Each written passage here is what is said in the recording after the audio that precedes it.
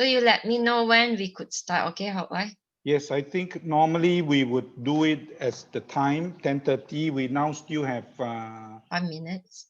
yeah, and we have 8 participants Hello. already in. Oh, okay. You can say hello to them. If you know them, if you want, we can allow them to talk. Yeah. Otherwise, we would normally wait another couple of minutes after 10:30. Right. Before we start. Yeah. Okay, will do. Good morning and welcome, everyone. Thank you for being early. Yes. So, early bird catches worm, so you get to see the behind the scene. Yeah. Welcome, Chong. Okay, who do we have? All Good morning, way Chong. Oh, Bandung. from Indonesia. Wow. Wow. Indonesia is 1 hour behind. Yes. Yeah. Yes. Very candid discussion. Luckily, no secret came out. Morning, Bear. Good morning, Bear. Yes, it's 9:30. And Chong, are you a mother or a father?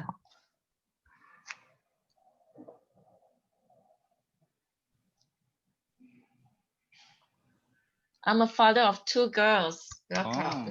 Wow. Okay, how many participants that we have? 5-year-old and 9 months. Oh, wow. Yeah, with the last last push yesterday, we reached quite a good registration of 83. Yeah. Sorry, what's the number? 83. Oh, 83. But we have now 12 attendees. When it's recorded, where can other people watch? As in after the fact. Let's say they can't do it now, for example, right? So we would put it up into our resource page in AIM, and we would send the link to all the people who have registered to watch. Of course, if you receive the link, you could forward the link, and they can still go into AIM's website to watch. All they have to do is to register to become a member of the AIM, Friends of AIM. That's all. No payment, nothing. Yeah. And they can unsubscribe anytime.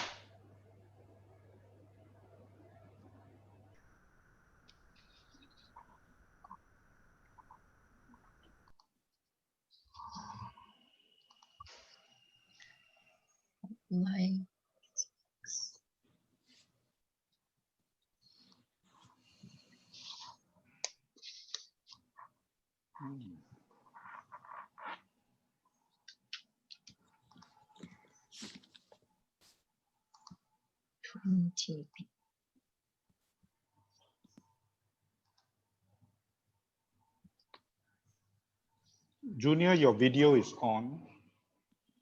Yeah, okay, good. Oh, this must be Ash. Yeah. So let me. But I saw the name Hotline. Because so I can only send the link that I have, which is my link. Okay. Yeah. So I have to do this. I have to go to participants, go to panelists, go to this and change row of attendees. And I think he's now the attendees. Okay. Good. So we are 10:30. Maybe we give a couple of minutes before we start, okay? For more people to join us. Is that okay, Delphine? Yeah, sure. Okay. Is there like some lounge music, some music to play? Okay, awkward silence. Yes. Or can we ask those who are early to just type in the questions that they want answered, or the discussion to go towards. So at least it gives us a sense of what they're looking for. Sure. Yeah. Good idea. what makes you sign up for this session? What are you expecting? Sorry, is it just me or I can't see Junior? You can't see what? It's just you. Oh, it's just me, huh? Okay. Because I can see everyone. Okay, strange. Okay. No, Junior has a placeholder picture. She's not No, we on have video. She is? No, as in now, at the current moment. I'm on video, Lydia. She's on video. I can see her. Yeah. Okay, since you're having a couple of minutes, Mr. Washroom. Okay. Delphine, can you see me? Yes, I can see you. I can see the moving. I can see the trees passing by. Okay. No problem. Beth, I cannot see. Okay. Now we can't see Kim. So. Yeah, she said. Okay. She's gone to the washroom. Okay. Hi, good morning, everyone. Before we start, I'd just like to do a quick introduction of myself first. My name is Delphine. I'm the moderator of today's session, which is Tiger Parent Meets Purpose-Driven Millennials. There are 3 key words there: Tiger Parent, Purpose-Driven, and then Millennials. How do we even mix this all up in one sentence? So I'd like to welcome all of you to join us in this session. We just like to encourage you guys to be very interactive. And before we actually start the session proper, I'd like to encourage you to key in any questions or what is it that you're looking for in this session? What actually got you signed up?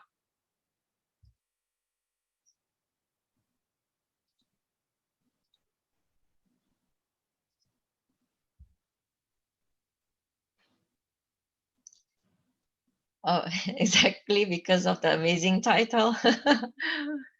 Okay, we will try to do justice to this amazing title. Thank you, Chui, for your reply. Anyone else?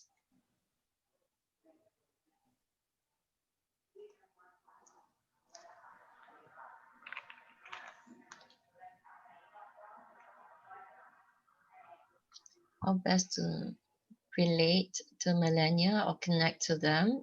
Right, we got you.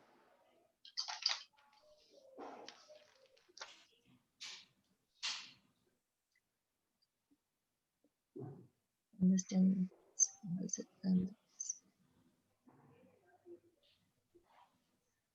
Okay.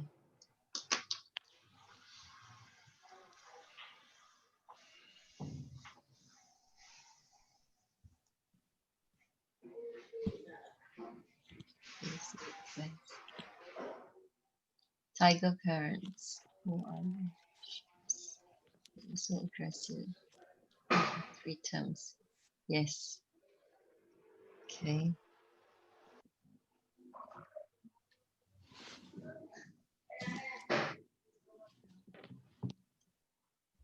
Okay, hold on. Let me know when you want me to start. I think we can start now, Delphine. We have 34. We have about 29 attendees already. I think we are good to start. Okay, sure. Okay, over to you. All right, thank you.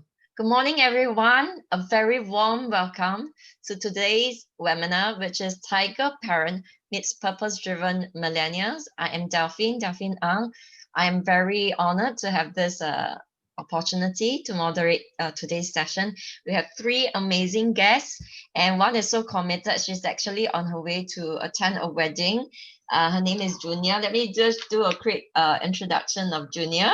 Okay, Junior is the author of The Naked Parent, CEO of Mom Space, a thought leader in the parenting space, recognized for her 21st century parenting model, which advocates different types of authority models to stay relevant in today's dynamic digital landscape, a conscious parenting coach, and a delightful mother of 5 amazing children. So Junior will turn on her video when she's ready. Okay, and next, I'm very pleased to also welcome Sherry Lim. She's the COO of Secure Solutions Group, a market leader in the security and fintech space. She's also founder and principal trainer and consultant at Ray Inc. Sherry is part of the Birthday Collective, an NPO that launches projects to foster a brain, heart, and hand trust. She writes for several parenting magazines and blogs and is a contributor to Channel News Asia commentary page. And Sherry is a mom to 3 boys. And we have Dr. Kim Lian Rollis Abraham. She's a clinical psychologist. She works with individuals and couples comprising of children and adults and does family and parenting work, constantly learning about the human psyche through life experiences and the privilege of working with her patients.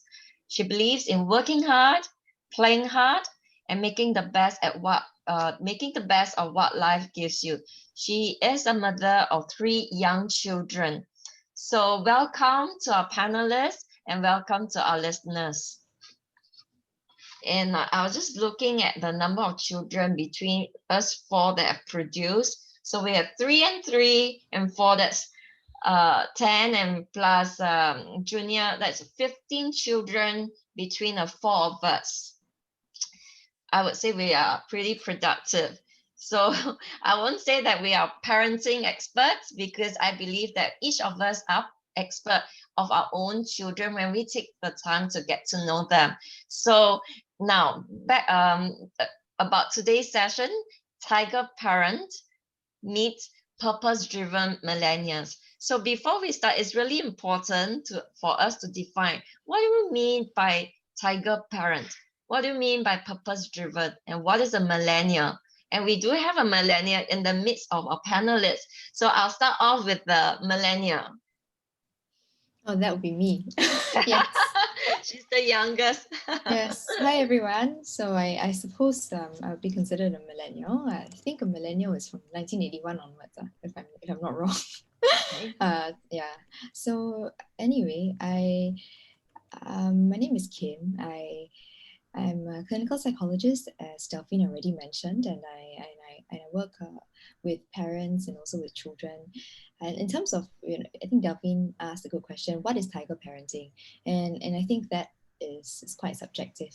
I think with every family we do things differently. So. How do we define tiger parenting? Is it just high expectations that are doled out in terms of academic achievements, or is it also certain extracurricular activities that parents look at stereotypically, like Chinese tuition or piano lessons? What is a tiger parent? Some people say, oh, you do this and that, you're a tiger parent, and to someone else that may not necessarily be the case. So I guess even for all of us sitting on this panel, we probably have a different definition of what a tiger parent is. So let's hear from other people as well, what they think. Thank you, Kim. And I'd like to ask Sherry. Maybe Sherry could define. She called herself a seasonal tiger mom. Hi. It was an interesting conversation I had with, I guess, other parents through my CNA commentary. So to give everyone a bit of background, one of the reasons why I was approached to be on this panel was because sometime at the height of the year-end examinations, I was asked to write a commentary to reflect on tiger parenting. And because, generally during that time, there's a lot of backlash, I think I can use the word, although it's strong, on like tiger parents, people talking about mental wellness and mental health. And I think we don't discount that. But I think it has made a lot of like the tiger parentingness that what we do, however often or in whatever form, kind of have to be submerged, and parents are made to feel like, it would be ashamed of what they do. When I think if you look at parenting, we are always forced to make tough choices. So I think this is really where the commentary started, and that's why I call myself a seasonal parent, tiger parent, because for most days, I think I'm fairly chill managed, I would say. We play hard, we work hard. That's always been a mantra with my kids. We have a sign upstairs actually that says always never given, but we always work hard for it, right? So that's something that we practice, and we're hoping to model it in the way our family is. But the fact is, during examinations in the month before, I do feel like I have to step up my game, right? So that's why seasonal parenting, or during competition times, because sometimes it's hard. Kids don't want to study, they don't want to work. But I think of adults, why? That's why we get a personal trainer sometimes. You know, we want to lose weight, but then we don't want to do the work. So sometimes we need someone there to tell us, you know, just a little bit more, you know, just one more round. And so, you know, I think in small doses, in the right amounts, at the right time, that's why I call it seasonal tiger parenting. Not so much. I don't know if I identify fully with the traditional, what people call like a tiger mom, a tiger dad, or a tiger parent. But I think I would definitely say I'm hard pressed to find a parent that don't morph into a little bit of that at some point in their parenting career. Okay, thank you, Sherry. How about Junior? Are you ready to share with us what you think is tiger parenting?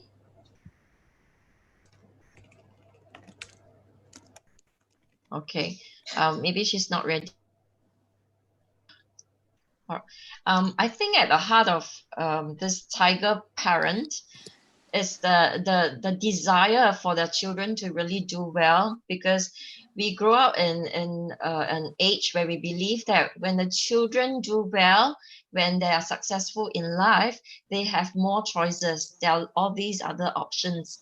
And I would say that this purpose driven it's kind of a big word. What does it mean to be purpose driven? It's okay. It means to have a sense of direction, of knowing what wants in life. So it might be a little bit too early for us to even look at whether our children are they really ready to know exactly where they are heading, because I know that there are some adults who are much older who may even have difficulty defining what is it that they want. So yeah, Junior, you're ready? Yes, actually, I was ready when you said earlier, but it took me just a bit of time. So thank you, each and every one of you, for being so patient. I am in the midst of a wedding. It's a privilege. Yes, at my age, I'm not very young. I've already got 5 kids, like what Delphine was saying. I was listening By the way, to what... it's not her wedding. It's not her wedding. Yeah, I was listening to what Dr. Kim and even Sherry and even you, Delphine, are describing as tiger parenting. And I think if we were to have a common ground, I'm just going to insert what I feel we missed out on, right? Is a book by Amy Chua where she actually wrote, right, The Battle Hymn of the Tiger Mom. And that's how that term was even coined. And in that book, she describes traditional Chinese authoritative ways of parenting. So how I would define it. So I used to be a bit of a tiger mom, right? I would tell my kids, I know the best way. I'm your mom, so you listen to me. This is what is good for you. So coming more top down.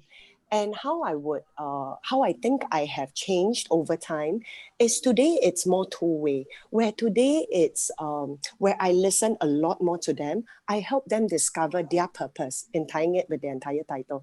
I help them discover what their purpose is, because so often one incident is when my daughter said she wanted to do, I think it was sports club or something like that for primary 3. I was like, why not netball? Your school has a netball team that, you know, wins national championship. Mommy was in the netball team, you know. My daughter looked at me, and of course, all well-meaning, right? So viewers, we all have good spaces. And my daughter looked at me and said, because Mom, I'm not like you. And in that moment, it hit me, and I got, wow, yeah, that's so true. So then the tiger mom in me retreated to begin to discover who she is as an individual. So I look forward to today's discussion, because I'm sure it's going to be very interesting. Thank you, Junior. And I'd just like to highlight that as I ask these questions to our panelists, I would like to invite you, listeners, to also think and reflect what those questions mean to you. What are your answers? Because I want you to make this webinar your very own, and you get as much as what you give in. So, and make it very personal to you when you answer those questions in your own heart, or you could even share with us your aha moment, your epiphanies. Get really curious, okay? And it's not about the panelists or the moderator. This session is for you, and you help us to curate the session as well. So thank you very much. And as what Hoklai has mentioned, continue to put your questions in the Q&A function.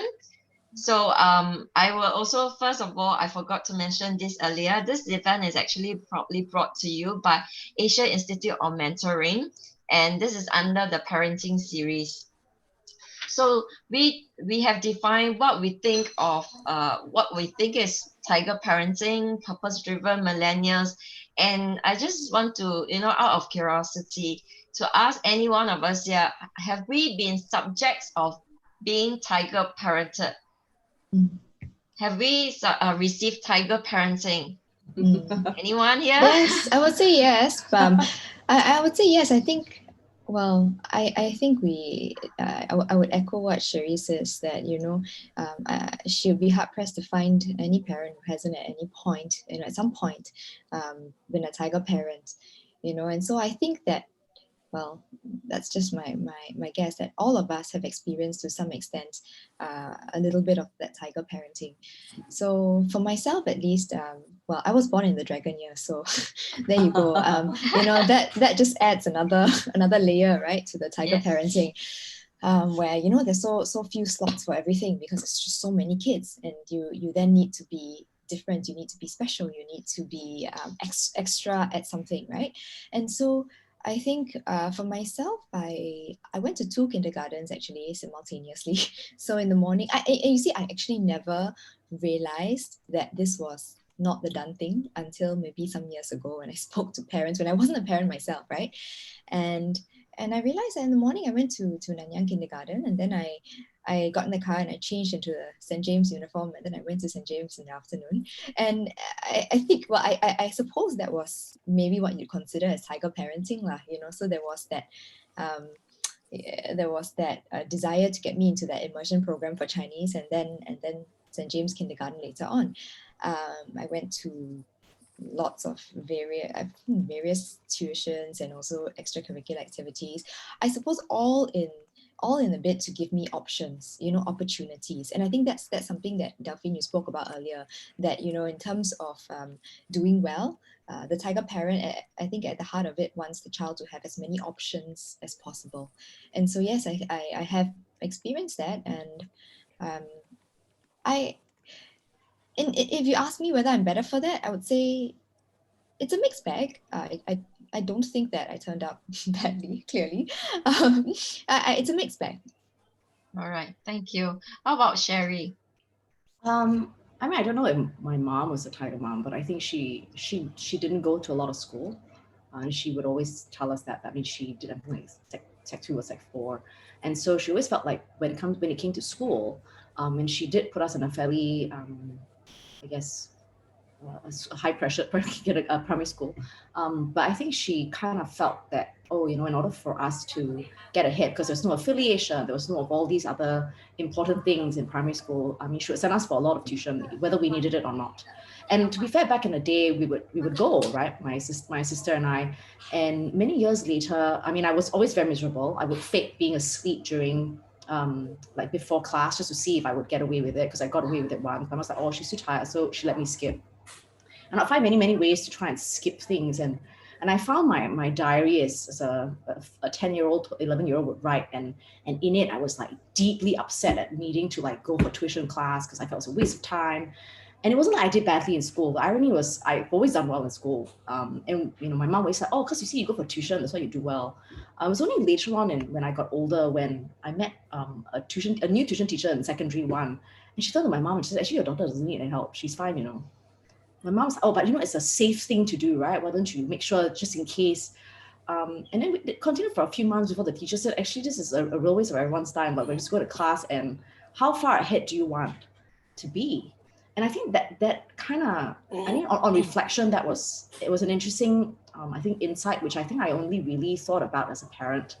There are a lot of tuition centers, and every time, when my kids were younger and they were like, oh, are you saying for this class and that class? And we didn't, because firstly, we're in afternoon session because mommy likes to sleep in.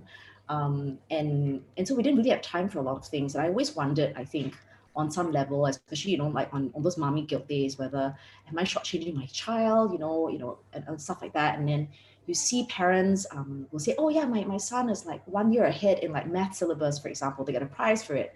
And I think that kind of feeds into a lot of, I call it very honestly back then as a new parent, parenting insecurities, which I think with subsequent children, and also just I don't know whether it's sheer exhaustion or experience or getting a bit more thick skin and more sure of myself as a parent, then you kind of feel like, okay, you know, I think everyone writes a different, has a different path to take. Right.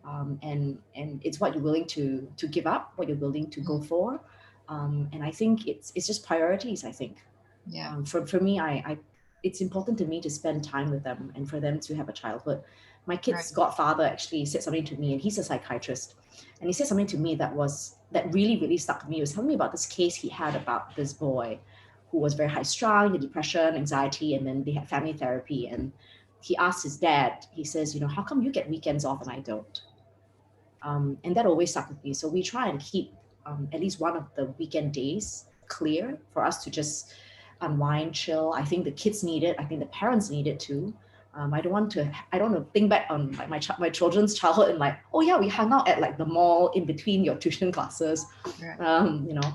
So thank you, Sherry. It's interesting. I think you guys have brought up some points about, you know, shortchanging, and I think it boils down to the fears and insecurities that we have as a parent.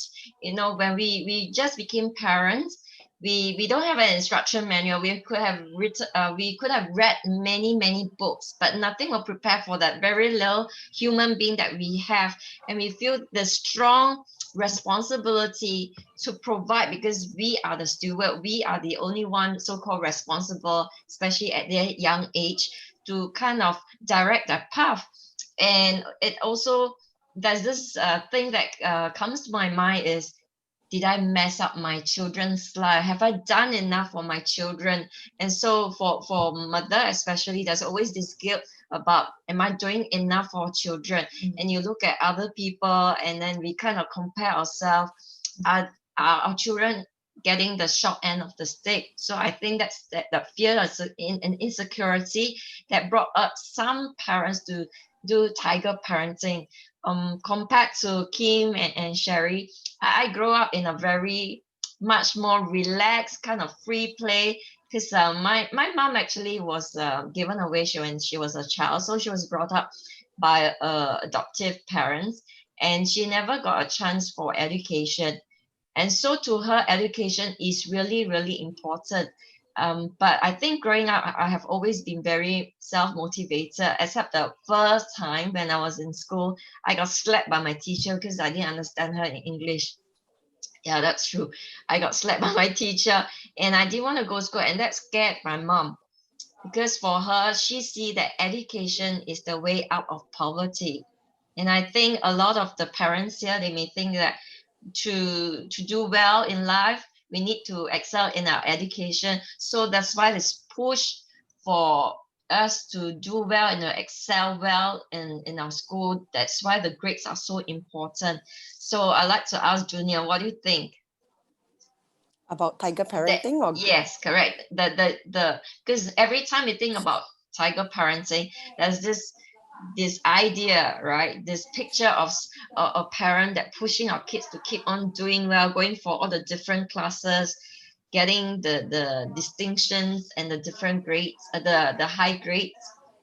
Got it. Thank you, Delphine. I was reading through the question. So if I were to tie in, I think the one key difference is the purpose-driven part, because I think as parents, we are all purpose-driven, right? We are driven to have the best for our children. We are driven to set them up for as much success, however that looks.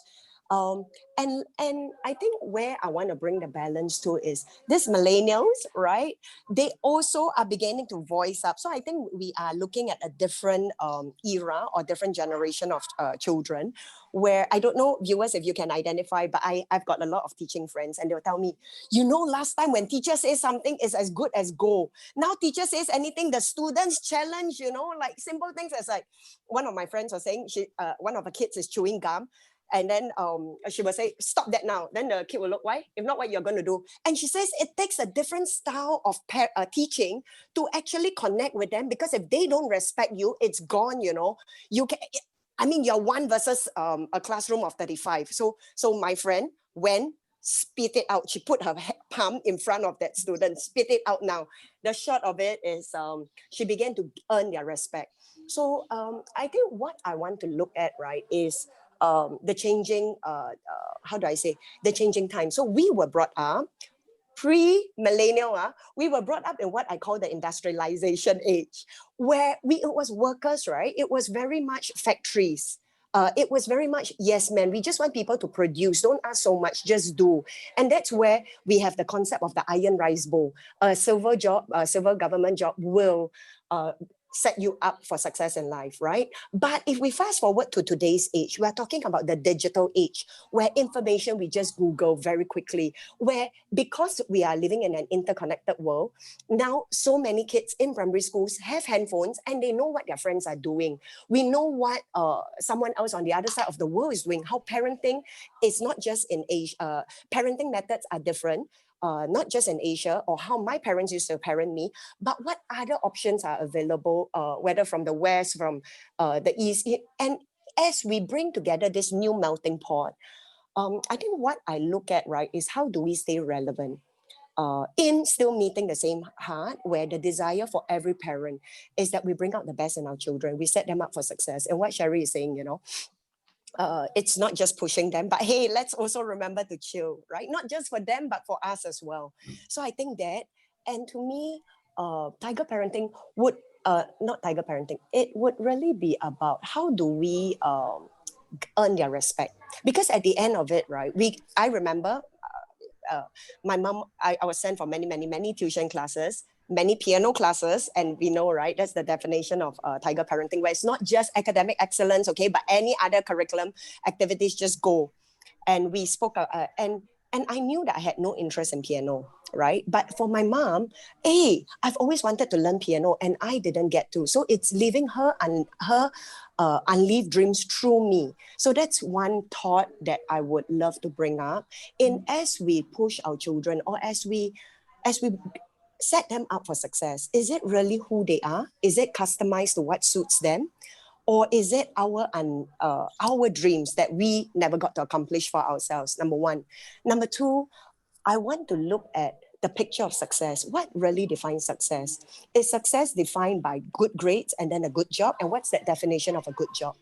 Because, or is success like in Bhutan, right? The happiness index is so much higher than in a developed country like Singapore. Yeah. So, and how do we find a balance?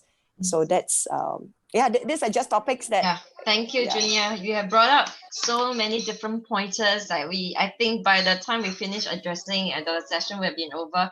But I also want to pay particular attention to what our listeners are posting in the chat group. And there's this particular question that's come out, which is the need for space versus the need for control. Where do we draw the line?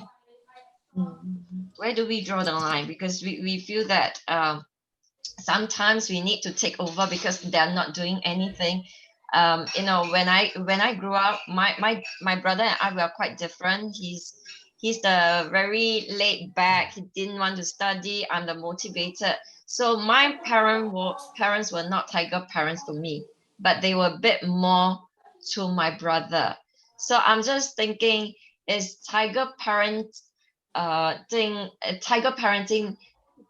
defined by the kind of children that we are bringing up? Is it depending on the character? If they are laid back, then we ask for more control. Sherry? I think it's always easier for someone who has more control to release control than for us to step up control. I mean, that's the fact in politics, it's the fact at home, it's the fact in the office, right? I mean, if you start off as a very laissez-faire boss, and then suddenly you're like, no, we need to toe the line.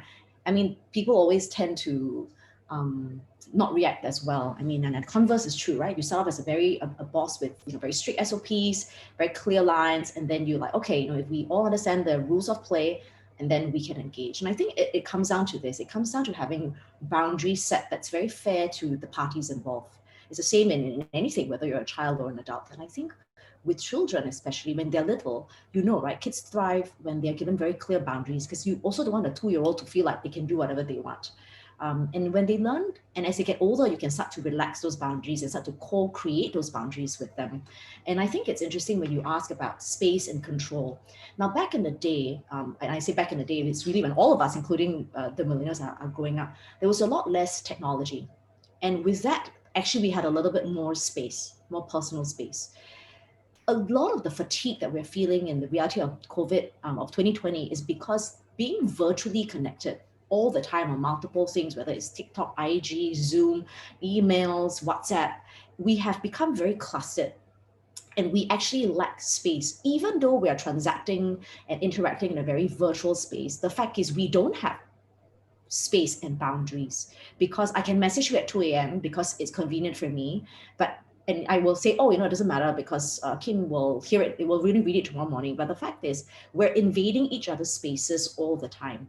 And I mean, sometimes as simple as, when I send my friends texts at night, and because I work into the night, I'm really sorry, but it's the only time I have left, and I'm sorry to interrupt your sleep, but then I write, and I know I'm imposing on their space.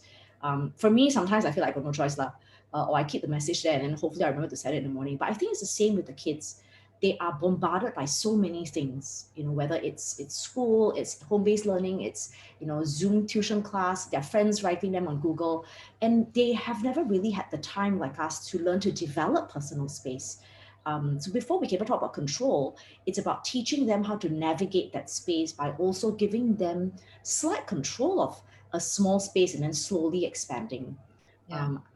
That's so well said, Sherry. That's so well said. And I like that you mentioned about setting the boundaries. Have we also taught our children how to set boundaries to protect their space? Because right now they could be getting bombardment and messages all time, all year round, at a different time, and from people all over, and even from people that they are not friends with. And my next question is, I like to ask Kim, right? So what do you think, how has this like invasion of space, right, personal space, impact the well-being of our children? Well, I guess this then points back to exposure, right? Invasion of personal space also ties into what they're exposed to, that there is just so much that is available to them, and in that there is also the vulnerability of then comparison, right? Looking at what other people are doing, looking at what other people are achieving, and that plays a very big influence in terms of how then they view success, and also how parents view success, because invasion of personal space is not just for the children. But if you think about it, there are these days all sorts of group chats going on. There are parent group chats, right? In every school, in every class, you have a parent group chat. And so then unknowingly, you are also comparing, what does one parent say about their child, and is my child doing what that child is doing, etc. And so with this, I also want to actually answer the question that one of the participants posed to me. So saying, that I'm interested in hearing more about what you think children miss out on and what the downsides of tiger parenting are. And so I thought about 3 points. So the first one would be missing out on a relationship with the parent. Okay, that's point number one, because I think that with tiger parenting, there's a lot of doing. There is a lot of acts of service, if you will. So like I will fetch my child to tuition. I will organize a play day. I will organize the camp for you to attend. There's a lot of doing. And maybe in the doing, you miss out on the relational aspect as well, because it's do. So I think they may miss out on number one, the relationship.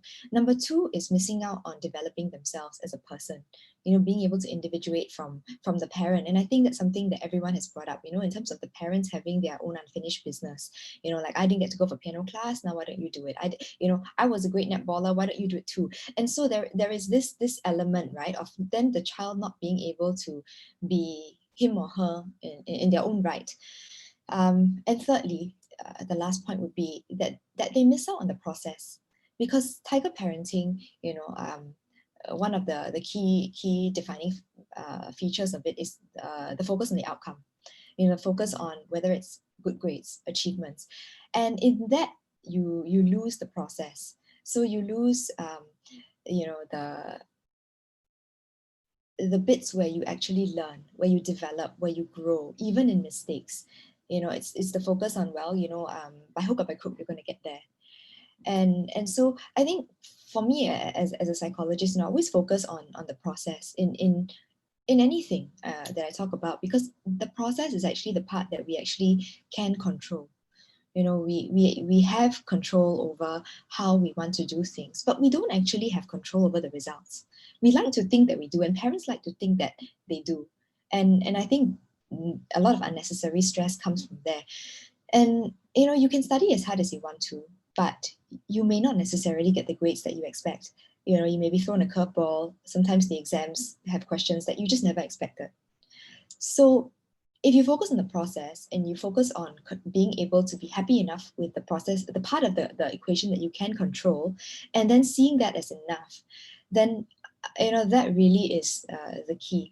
For example, you know, if you get into a conflict or an argument with someone, and then you decide, I'm going to apologize to that person, you are taking control of that part of the process. Whether or not the outcome is that the person reconciles with you, you cannot control that. You can't control that person's response, but you can actually control the process. And I suppose, you know, it's also then the definition of success, how you pit yourself, whether it's against myself or it's against another child, you know. And so I really like, you know, there are all these awards these days, right, in school, achievement awards. Actually, the award that I really, really like, I'm not sure if they still do it, probably do, but in my time, I remember there was the Best Improved Award. And I like that because you're pitting the child against himself. You know, whether that child has improved based on his or her own results. So that actually is to me, that's success. That the child was better than he or she was yesterday or last year. Those are my thoughts. Yeah. Thank you, Kim. So we want to ask, what is the definition of success? And this definition of success, according to whose term? Is it parents' term or children's term?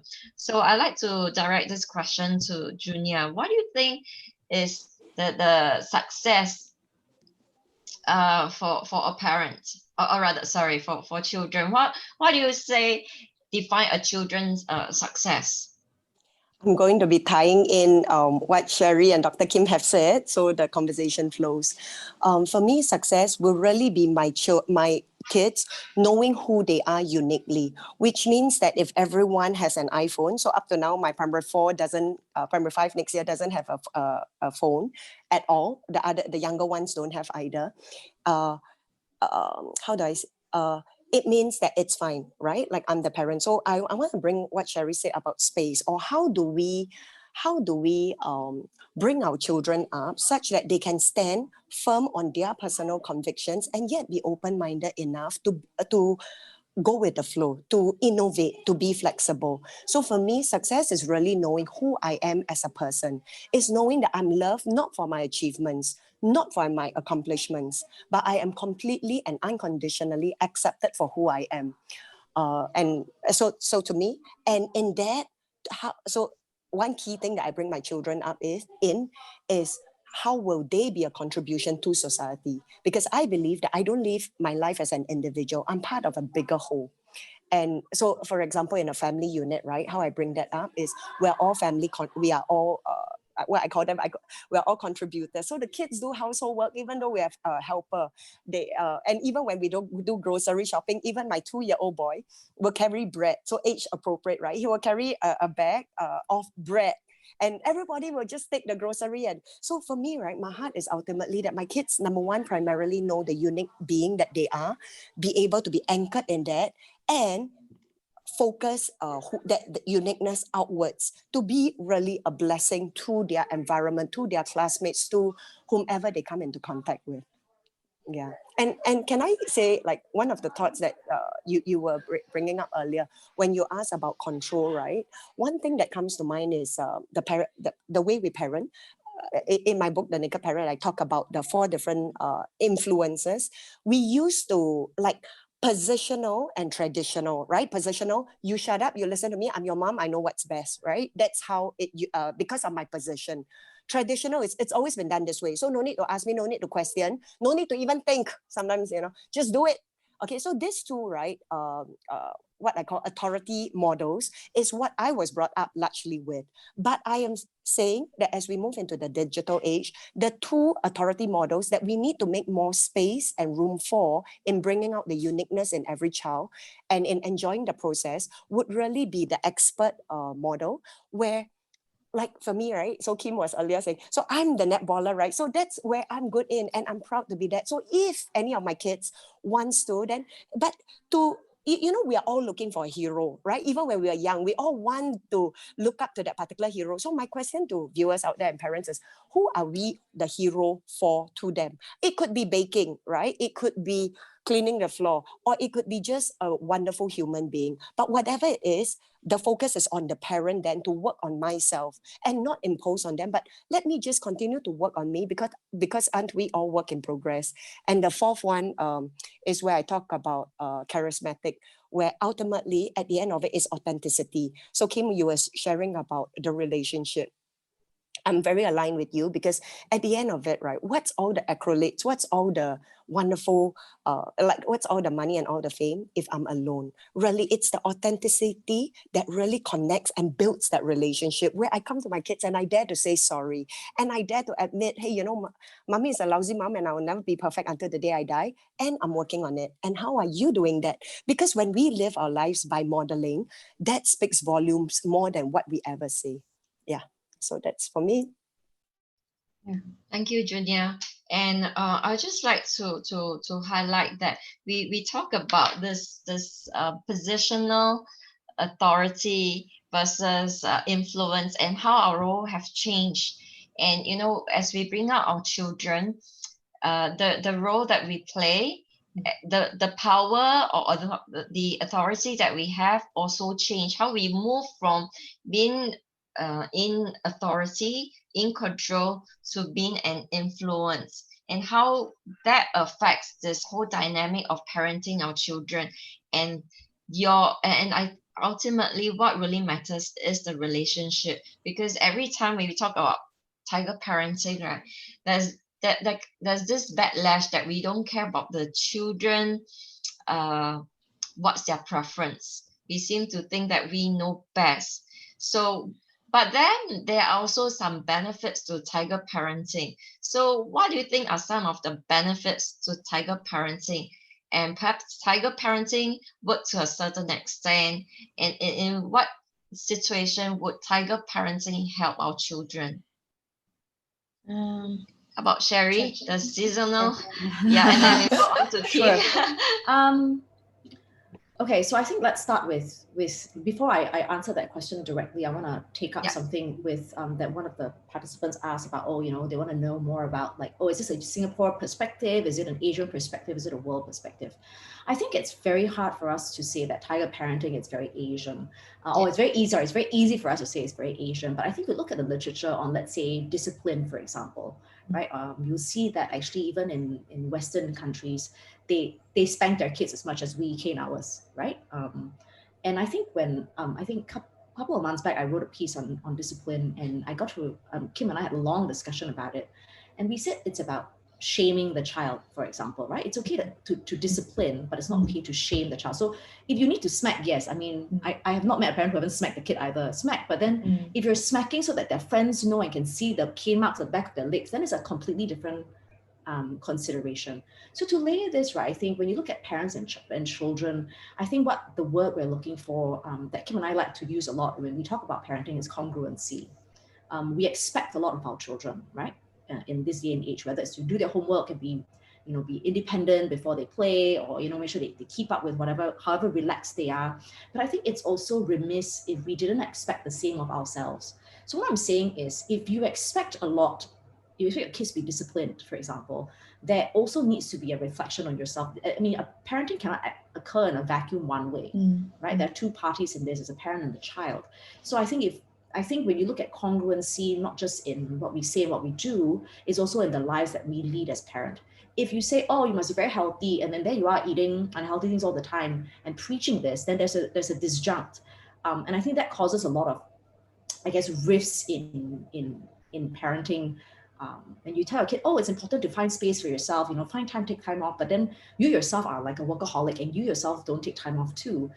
There's that congruency, I think, is really what marries what success is. Success is when a person's values and ethos is congruent with how they lead and live their lives. So if you say, oh, I want to be a healthy person, but everything you do is in disjunct of that, then you're incongruent anyway. And to me, if I have to be very black and white, then not very successful in what you're trying to be congruent with, right? So, but if you think, oh, it's important for us to be balanced and happy, so I'm willing to trade off maybe a lesser grade for a more fulfilled, active life, then that's fine. That's congruency, right? You cannot want that and say that, but also expect your kids to like, oh yeah, but you see, you should have worked harder if only, then there is that's a disjunct. I mean, Kim, don't you agree? I mean, that's what we always say, right? I mean, it's about stacking what we desire with our lives. Yeah. I mean, just to follow up on that, I think for us, as psychologists, the term would be double standards, that we don't hold double standards. If we expect something of our child, then, it is something that we also reflect. It very often I get children coming to me saying, my parents say that there's a no phone policy at the table, but it doesn't apply to them. So, that's just another example of consistency and congruency, that it has to be mirrored. Otherwise, the child is not going to buy that. And similarly, both parents, if there is a mother and a father in the picture, then they both have to be consistent. Otherwise, there's going to be problems, right? Where you pit one against the other, and then you start splitting, right? And I think one thing you asked, Delphine, was what are the upsides of tiger parenting? And maybe one thing, and I don't know whether this is just for tiger parenting, it could be in general. I think it is something good to have in all models of parenting, and that would be expecting hard work. I think that hard work doesn't necessarily need to equate to a perfect outcome, but it's just that you put in the effort, and so it also comes with your passion. We talked about, what is success to our child? What does our child want? And we hear very often, oh, you need to do what you enjoy. You need to follow your dreams, live out your passions. But we sometimes forget that in that process is also hard work. If you want to be a swimmer, a good swimmer, like say Joseph Schooling, what does he do? He works hard. He wakes up at ungodly hours and he swims, whether or not he likes it. So I suppose it's also showing your child that in the process of pursuing your dreams, you have to do things that you don't like, and you have to put in hard work. And I realized that for myself, being a clinical psychologist, this is what I really wanted to do. And I knew that in that process, it would mean 8 years, at least in a tertiary institution. It would mean that I would need to do modules that I'm not interested in because they're core modules. I would need to do statistics. I don't like numbers. It would mean that I need to do cognitive psych, biological psych, and just things that I'm not that interested in. But to get to the point where I am today, I guess it's a means to an end, right? You want to cross the stepping stones to get to the end of the pond, right? You need to step on the stepping stones. And so it's about the necessary stepping stones. So perhaps the notion of hard work is necessary regardless. Yeah, thank you, Kim. And we talked about this before, and we talk about who the person gets to become in the process by the very goals that they set. It's not about just the end result. Sometimes it's about who the person has become, how the person has grown to be stronger, how the person has grown to have more resilience or perseverance in the process, in doing the very thing that they find hard to do, but still need to do to get the things that they want. And so I like to take on this question that has been posted by a parent that says, the biggest fear of this tiger parent is fear that I'm losing control. The more they push the boundary, the more maniac I become. So what advice do you have for this parent? Junior, you want to take this? Yes, I would say, parent, you may not love my answer, But so I am one of those, right? Like with 5 kids, can you imagine? With 1 or 2 already, I ask them not to do, they do. So with 5, right? My solution was really for me to expand my comfort zone. You see, if I can, we all know the concept of the koi fish, right? You put the koi fish in a small pond and that's the maximum length it grows. You put the same fish in a bigger pond and it grows a lot bigger, stronger. So likewise, right, this is how our children are. So for me, I ask myself, endpoint, what do I want? I want my children to be confident, adventurous, making mistakes in their life, failing, and getting up again and again and again. And what that calls for is resilience. And if my comfort zone, right, is so small, they jump on the couch, I'm like, careful, careful, careful, you're going to fall. I am going to be very agitated and upset, likewise, because kids are meant to express themselves. But if I extend my comfort zone, and I've done it practically over the years, right, where I literally choose not to parent from fear, but to parent from love. Because I think a lot of our parenting methods come from fear. It's like, I don't want you to fall, right? But it's fear. So for me, it's really a shift in mindset when I say, you know what, if you fall, I'm going to show you. No, I'm going to tell you. And if you fall, then that's life. Because how much can I shelter you from the reality of life? I want life to be your best teacher. And I can talk a whole subject about discipline for that, but let's not. So coming back to the kid who's jumping on the couch, I'll just tell them, and if they want to jump, let them jump. And if they fall once, it's probably all it will take.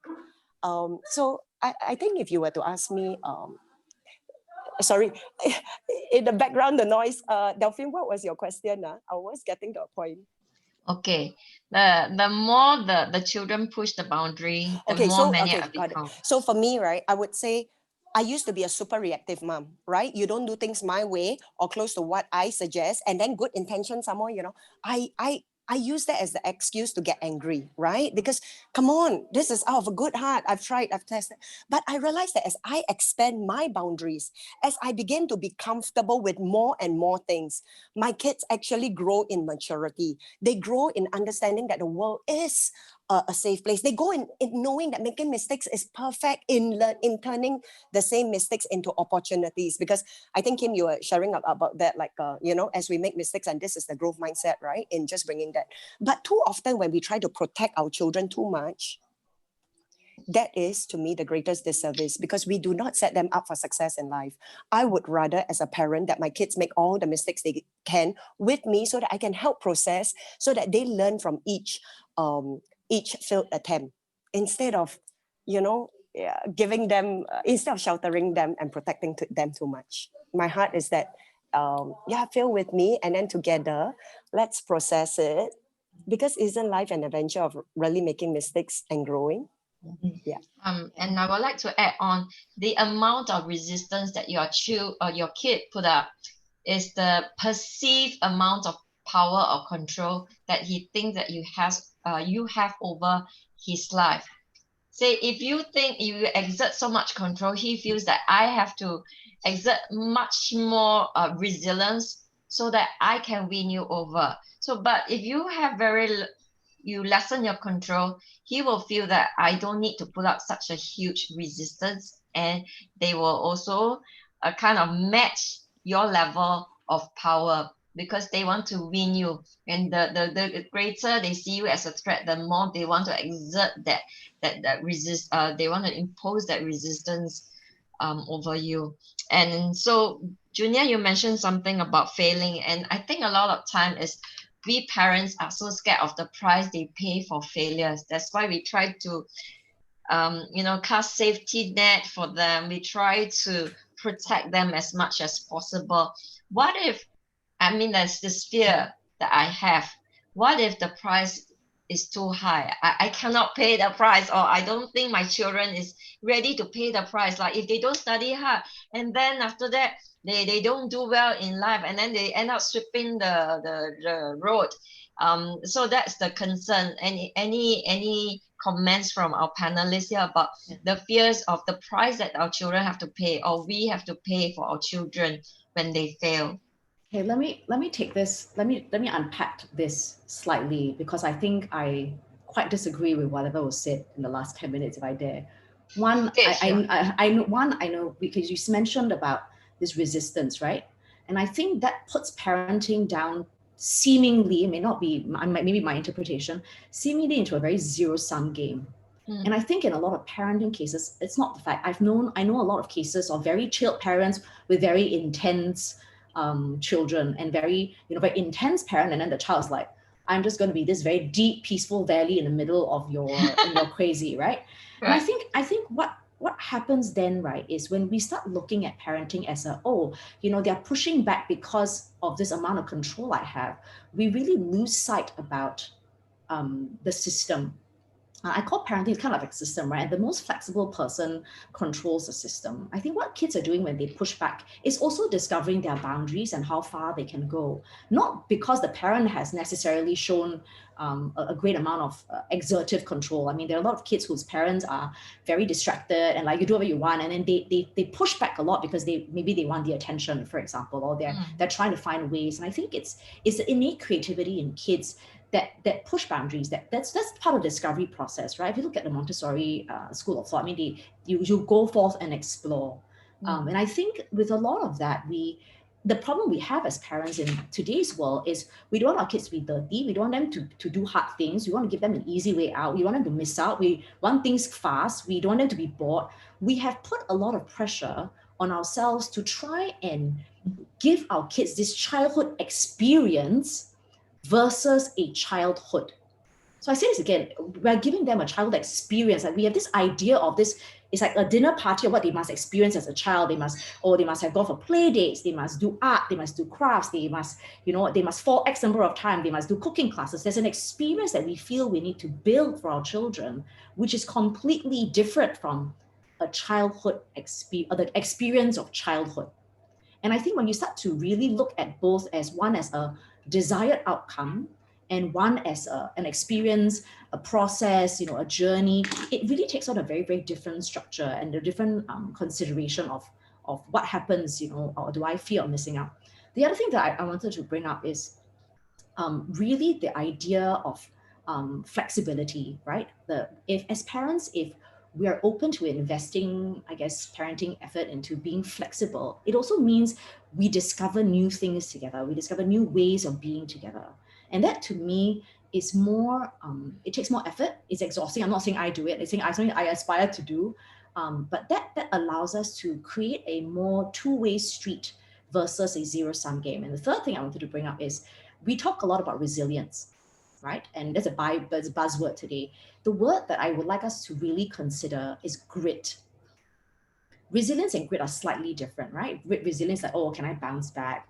But the fact is, a lot of the bouncing back has a lot of people helping you anyway. The trampoline that ministers have talked about is parents, is whether it's in COVID, there's a lot of trampolining effect with resilience. Grit is saying, I have to go through the mud. It's painful, it's dirty, it's dark, but I do it anyway. And having that ability to push through is quite different from bouncing back. And when we only focus on bouncing back, we tell the kid, don't worry, we will try and get you back to where you are. And that's an important conversation to have, don't get me wrong. But grit is the dirty conversation we don't like, because it's hard on parents. It's exhausting because it means I have to clean you up when you're dirty lah. It means I have to slowly let you try and wear your shoes when I need to leave, because I tried cut it very close and I think you do it in 2 minutes, but I do 20 minutes because you can't get left and right correct. It's that. And I think when we start looking at things more as the whole is greater than the sum of its parts, it maybe helps us to unpack this feeling of fear a little bit more. Okay. Yeah. Kim, you were going to say something? Well, I think just to follow on from that, and also to address the general sense I get in terms of the emotions I'm picking up on the questions that are being posed, right? I sense there's a lot of anxiety, and I think it's normal. I think it's all parents, we have anxieties, the moments when we feel our muscles tense and we want something to be done and it's not done. And so I'm picking up on the anxiety and the questions, and I think it's really about being able to make space for our anxiety and managing our anxiety such that it doesn't have a knock-on effect on the child. And so, in terms of being able to be flexible, that's one thing that Cherie mentioned as well. That's being flexible is also something that helps us to manage our anxiety. I think this whole year has taught us a lot on being flexible and adaptable. We've had to do so many things so differently, right? I mean, when COVID came, look, I mean, if not for COVID, this panel probably wouldn't be on Zoom, right? And we've all had to learn how to do things very differently.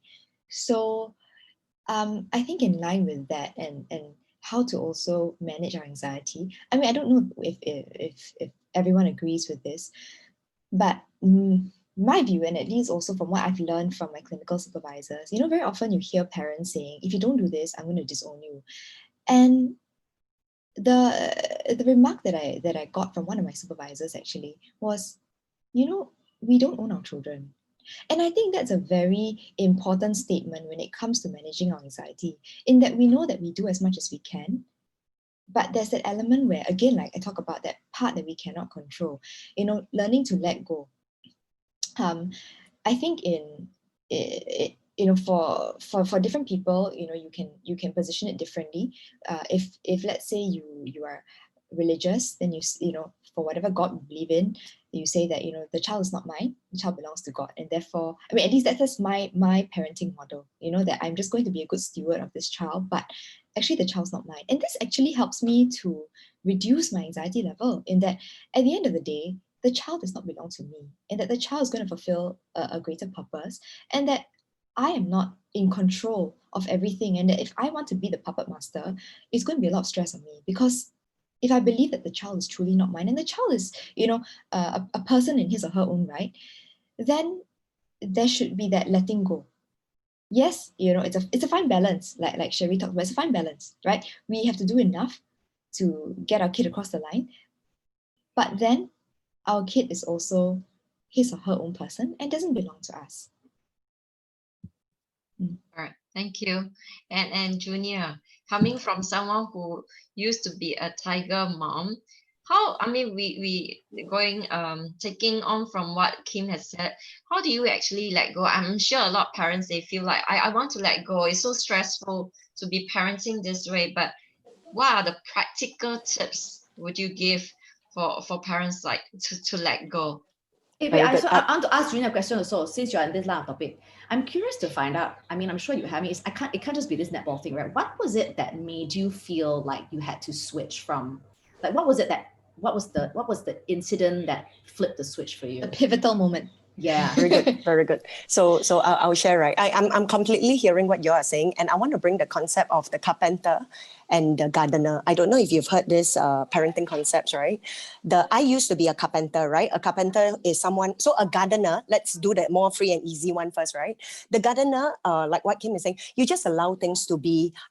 My parenting style is more an ownership, more a stewardship, not an ownership, right? Where I'm one with nature. I allow Mother Nature to do what it needs to do, and I plant. I be faithful in what I need to do, so that I till the soil, I pluck up the weeds and all. Right? In parenting, how do we do that?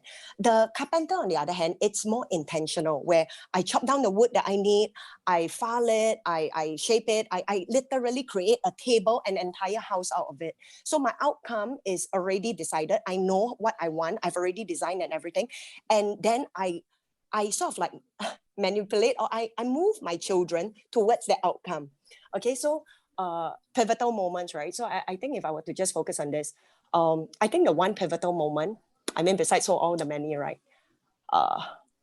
So I decided to homeschool my kids for a while, right? So I remember and being the achiever that I am, come, let's get your grades up to speed, so you can at least read and all. And I remember it was painful. It was painful not just for them, but I think it was painful for me, where I remember hitting my child with a ruler, shouting at them like I was a mad monster. Two kids, right? So I'm sitting in the middle of the table. One is on my left, one is on my right. And I'm like, why can't you understand this basic math concept? Like, fractions is so simple. Why can't you get? And I remember, right, after that, after scolding them, they would end up in tears. And honestly, Cherie, it wasn't just one time, it wasn't 2 times, it wasn't 1 week, right? Every Monday to Friday, it went on for probably a couple of months. And one day, right, after I apologized for the up-in time to my daughter, right? So after that happens, and then, you know, we stop the studies, and then I just go away. After I calm down, I would just go to them and I will apologize. I say, you know what, I'm so sorry. That's not love. You know, shouting at you, that's not love. I'm so sorry. I made you feel small. I made you feel stupid. You are not. You are bigger than whom mommy says you are. It's mommy's inability to control my emotions at that moment. So this will always continue, right? Monday to Friday. And then next day, come, let's study again. We're going to learn. And they're like, no, mom. I'm like, oh, today I'll be different. So I think one day it reached a point where I went to the toilet.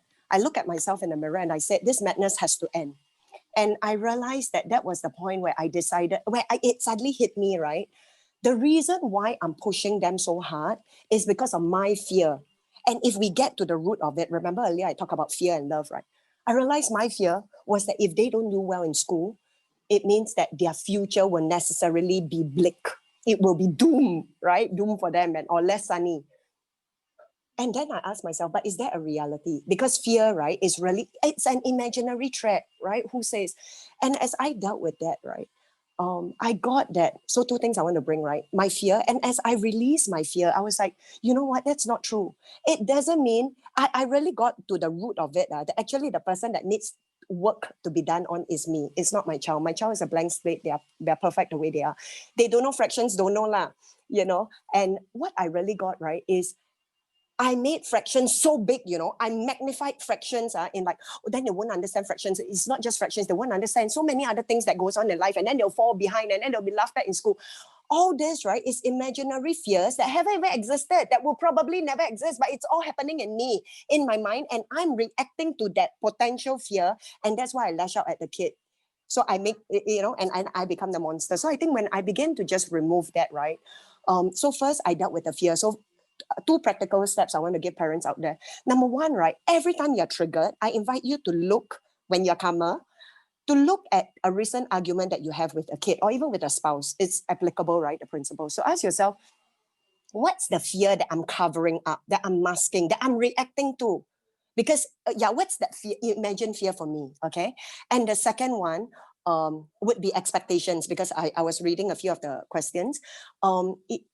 There were at least two questions on expectations. Is it wrong if I have expectations for my children, right?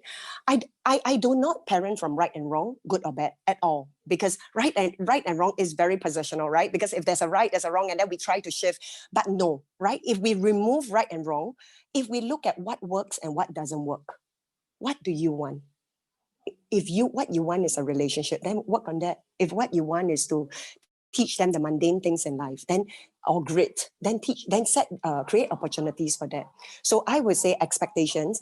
I'll give you a very simple example. When we go and watch a movie, I have no expectations. The movie can be horrible and I'll still come out thinking, wow, that was a good movie. I thoroughly enjoyed it. Surprise plot and this and that. But if I had expectations because a friend was telling me, hey, you have to watch this, you know, it's the best ever. Immediately I set myself up to be disappointed. So I have learned, right, to really remove expectations, because the more expectations we release and remove, the more we learn how to go with the flow, and then flexibility comes in. There's no preset idea, or even how do I say this? You know, life becomes, you're not judging yourself. So my point is, when we have expectations, immediately there is a judgment already, whether meet or never meet, right? So why not just remove the yardstick completely and just enjoy life, you know, the entire process. I hope that helps. Yeah, thank you, Junior. I think that's helpful. And I like you mentioned about remove the judgment. Often we put so much judgment on ourselves and we judge ourselves based on the report book that we have, and our children become our report book. And is it a fair thing to judge ourselves based on exactly how our children turn out? That's a question that we like to throw up to the panelists. How fair is it for us to judge ourselves based on how our children turn out? I don't know. I'm still a work in progress. I cannot tell you how my kids are gonna turn out. That's true. I don't think I got a lot of parenting right. And I think one of the things that I think I did right is did get right is when I look at parenting mentors in my life, and I think I pick them because I think they have raised children that I hope my children will become. And every time I have a chance, one of them is this lady I call Mama Helen, and her daughter was my mentor.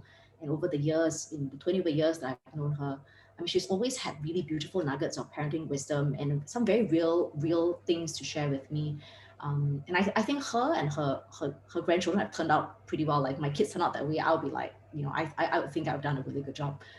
So I always like to try and, I mean, being an educator, I try and figure out what is it they do. And I realize it's less about what they do than about who they are. And it really made me feel, I think maybe it's an added weight, a different kind of weight, that my kids are watching me all the time, and it really doesn't matter how my Instagram looks to my friend about whether I take my kids out during the holidays or not, or whether they think I'm a good mom or not. It doesn't really matter if I get 200 likes because I had this really cool project with my kid. All those are very external matrices, I think, which we sometimes pay attention to because it feeds a different part of us. But I think when we look at children, and when I look at parenting, I don't have a vision of what their success would be. They say, oh, we become doctors and lawyers, but I mean, even if they became something different, and I think if they were good people, comfortable themselves, people whom other people look at and says, yeah, I would like my kid to grow up like yours. I think only then can I maybe start thinking about whether I've been successful. I think there was a really wonderful piece that was written in CNA recently that says, we judge everyone by this societal version of success, right? So even if you didn't do well, it's okay if you succeed in other ways. But what happens to someone who is really happy, who's very connected, very committed in the environment, but they don't fulfill this natural KPIs of what success is? Is as society, are we prepared to relook our considerations? And I'll be honest, as a parent, it's sometimes hard because I do work sometimes with the spaces and gaps. It's not very practical sometimes to tell a child to fulfill their dreams, because when you're older, bills need to be paid, and sometimes you make the hard choice to do what you love less because that's what you need to do, and that in itself should be successful. We should not discount the fact that this child who did not live their dream is less successful than a child who had the luxury of doing it, maybe because their parents were better well off. Sherry, can I? Yeah, can I add to what Sherry said, right? Because you reminded me, I didn't complete my story then, but you are right. Society defines success as such, right? And it took so much guts for me. That night, I didn't tell you. As I look at the kids over dinner, I told them, right, from now on, I'm so sorry, I made you feel like you are your grades. From now on, you are no more your grades. And I told them, which means, okay, so this is a different conversation within the same week, right, where my second daughter looked at me, right, glanced sideways at me, and then looked at her sister. They were talking. Okay, so my number one and number two were talking, and then they glanced at me, and then number two said, Mom, we cheat, right? Like copy in school. So I look at them, and then they ignore me, right? So the two of them continue. So there I was sitting. So viewers out there and panelists, I want to ask you, all right, even you, Delphin, what would you do, right? Because parents, right, we are supposed to teach them, right, as a steward, Kim, we're supposed to teach them what's right and wrong, and is cheating right or wrong? Quite obvious. So as I sat there listening to what they were saying, oh no, lousy like your method, and they were discussing, best practices on how to copy, how to cheat, Yeah. I actually interrupted them, and I told them, girls, you cannot make it. Mommy is the best cheat in school. And so that night, right, started, and I began to share with them how when I was young, I tried to copy my Chinese things here, and it was unsuccessful, and I ended up crying and all. And then they were all staring at me, I remember. And then my number three looked at me, and then she's there, Mommy, you mean you copy? And then by then suddenly it hit me, right? There were two others who were listening on the entire conversation. So I looked at her, I was like, do you copy? And then her answer was, she was like, no, that's why I always fail my things here, and then everyone just started laughing. So why I'm sharing this, right, is I got in that moment as well, how actually I am the one who's responsible for pushing them to copy. I invite you to think with me, right? Because I place so much emphasis on results, on grades. Does it mean that it doesn't matter how they get that grades? That if I get 10 upon 10, it makes mommy happy, and which child doesn't want to make us happy? So as I place so much emphasis on grades, right, I unknowingly set them up for lesser values. And isn't that what I wanted to teach them? So as I began to say, you know what, girls, from now on, mommy is fine. If you fail, I'd rather you fail. I'd rather you learn 5 words and really be interested and understand the meaning of these 5 words, or even 2 words. Then you set yourself, then you copy and you pass. So I think a simple answer, right, Sherry, is I'm ready. And I think different parents are different, right? But I have decided together with my husband that we are ready. Like our kids' success is not going to be defined by how the world is going to say it is, and I'm going to teach them. Because remember earlier I was saying, will they be able to stand up in the face of when their friends go a particular path? Will they be able to stand against the pressure and say, no, I'm not choosing that? And be comfortable to say, I'm choosing what I know is good for me. So that's my heart, that we equip our children with values in life, because values are what will see them through, even because society's definition of success will change. That I'm sure.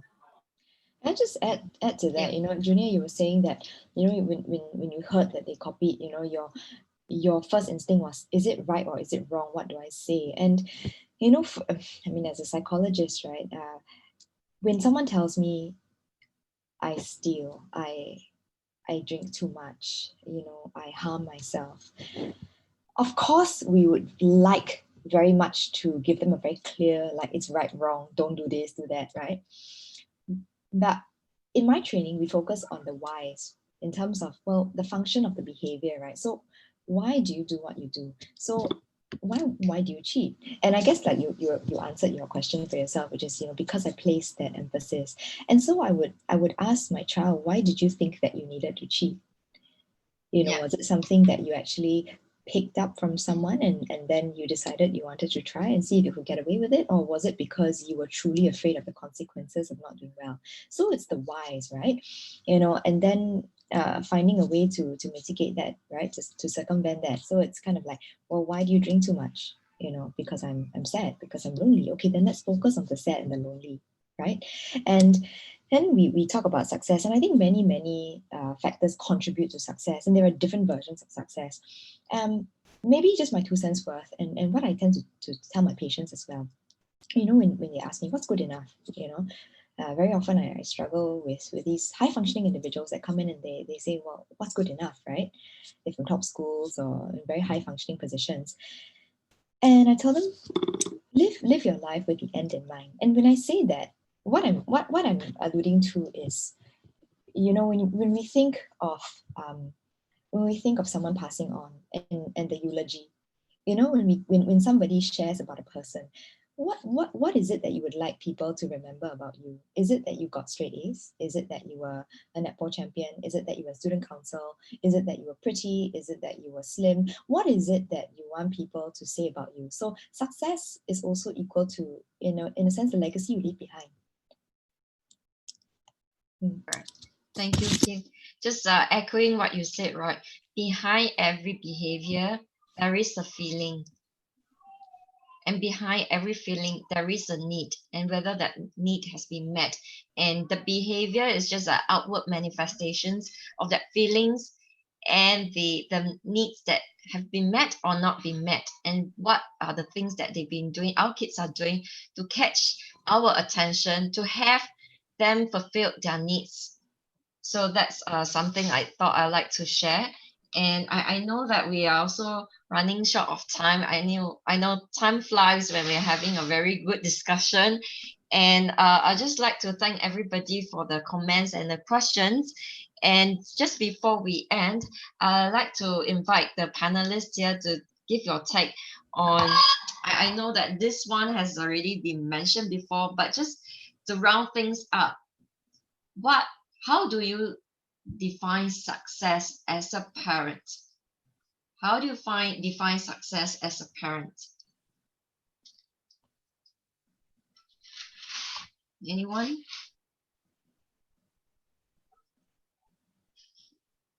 Sherry? Okay, I start. I just didn't know. I didn't want to speak out. I know. How do I define success as a parent? I think to be honest, I don't know. I think the easy but genuine answer is I don't know. I mean, there are days where I think I'm doing a bang up job being a parent, you know, when things are good, you know, kids are having fun, they're doing well, they're being good people, you know, you see kindness in them, you see empathy in them, you see them work hard, you see them gritty. I think that on those days, I think I've a successful parent. And then there are days where everything goes wrong, and then clearly they're having a bad day, I'm having a bad day, things, you know, things around us. And then I feel like that day I'm not a very successful parent. But I think if I were to look back and I look at it from a holistic point of view, I think a successful parent is a parent that is a parent that always believes that they are a parent that's a work of progress. And I think parenting is always has to be, for me, it has to be that, you know, if I stagnate and if I only read these 3 books and I parent with these 3 books, then I will miss out on, you know, what new things and new discoveries I can make with them. And I think one of the biggest gifts parenting has given me is the rediscovery of learning and growing with them. It's a real privilege to see the world through their eyes, to learn the world through their eyes. And in many ways, my kids teach me so much more, I think, than I feel I've taught them, you know. They've taught me to be aware, they've taught me to be inclusive, they've taught me that they don't judge people by how they look, what they wear, you know, or even their orientation. I think it's powerful when we start listening. I mean, in the Birthday Collective, I do the junior project. Our book's coming out today, actually. And yeah, and I look at all the stories, and I think that kids have so much to teach, not just parents, but all of us, if we just give them a seat at the table. Yeah. And I think as a successful parent is to make sure that my kid has a seat at that table. And sometimes it means I have to bring out the chair for them. Yeah. Thank you so much. That so resonate with me because I just written a book called Mama's Diary, 7 lessons from my kids. They teach me so much more than I think I teach them. And I become a better person just because of them, because they constantly remind me of the lessons that I have not learned and I keep repeating. And Kim, what about you? How do you define success as a parent? I guess my first answer, like Sherry, would be I don't know. But as I think about it, it's very simple. I am only as successful as my children think I am.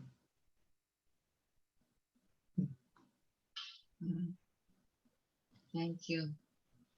That really touched me. The whole world may think that, you know, you're very successful, but to the person that you are most important to, and if they think that I have failed, then I have failed, because it doesn't matter to the rest who may not matter to me as much as this person that matters the world to me. Thank you. Junior. My definition of a successful parent or successful child? Your definition of how you see yourself. Are you successful as a parent? Okay, got it. I think 2 things, right? The first one would really be, you know, the lyrics of this song comes to mind. I decided long ago never to walk in anyone's shadow. If I fail, if I succeed, at least I know that I believe. No matter what they take from me, they can't take away my dignity. And that is how I parent my child. And that's how I live my life, right? The world may not agree with me, but as long as I can sleep with a conscience, right? I don't need to show the world what I'm doing. As long as I win the private battles at home, that is to me success. So for me, right, 2 things. Number 1, do I anchor the unique being that I am? Like, you know, just look at this panel, 4 of us with 4 different points of view, each building onto another, you know, and I'm sure the discussion can go so much more, right? Like, we are all unique. We all have different personality types, life experiences, talents, and gifts. So for me, how I bring that out in my child. And number 2, that ultimately they contribute, like ultimately let my life be a blessing, right? Like to the security guard further down, or even to the cleaner, like to any individual who comes into my path. I pray that my kids will, like, you know, just be so happy to be a blessing to people in whatever capacity. Yeah, that to me is like when we stop looking at ourselves as individual, and when we start seeing our lives as part of a bigger whole. I think there's so much abundance, right? We are all playing different parts in this bigger game of life. So to me, right, success is where we play our tune and the entire orchestra works and creates beautiful music. Yeah, that to me is, I mean, the flute cannot like be the trombone, right? And you know, we are all different, you know, so when will we stop that comparison and that, I should be like this person and I should, no, you be the best version of you. Like parents, that's to us. Like, don't compare yourself even with us, right? At the end of this, but just, are you better today than you were yesterday? And I think that's enough lah. Then well done already. Give yourself a pat on the back. Relax, chill, celebrate your small wins. Yeah. All right, thank you. I'm sure the listeners will also agree with me that we have this very engaging, interesting, wise panel of speakers this morning. And I'd like to thank everyone for your contribution and your participation. And I just like to, encourage the parents out there that we are not perfect parents, but we are good enough parents. We are good enough parents. And we are not perfect humans. So stop expecting our children to be perfect. And it's also, it gives them space to make mistakes. It gives us space to make mistakes as well. And that everything's done and dusted, everything is going to still be fine.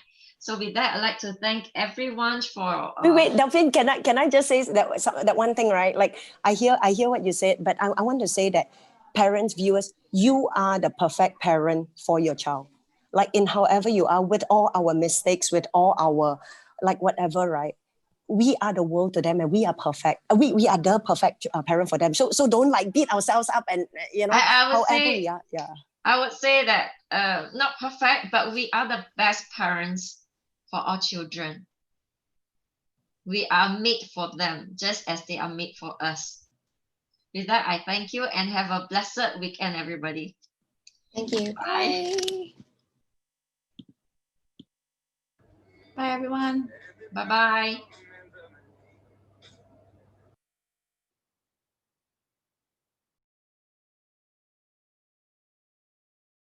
Are we going to do a debrief?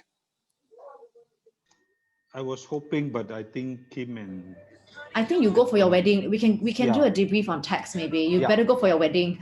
Okay, you look very nice, by the way. Also dressed up. Bye. Bye. Thank you. Thank you so much. Thank you. It's a joy. Thank you, Junia. Bye. Enjoy.